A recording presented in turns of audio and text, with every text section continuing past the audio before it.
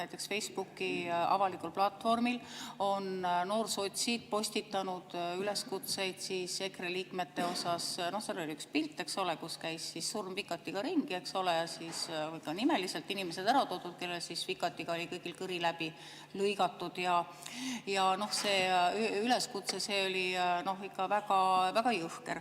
Et kui me selle seaduseelnõu nüüd vastu võtame, et kas võib eeldada, et need sotsiaalmeediaplatvormid saavad kohustuse ka sellise postituse eemaldamiseks sest teatavasti seda ei eemaldatud ega ka nõutud, kuna see tõenäoliselt vasakpoolseid ei riivanud. Kas see seaduseelnõu võib reguleerida ka selliseid postitusi tulevikus?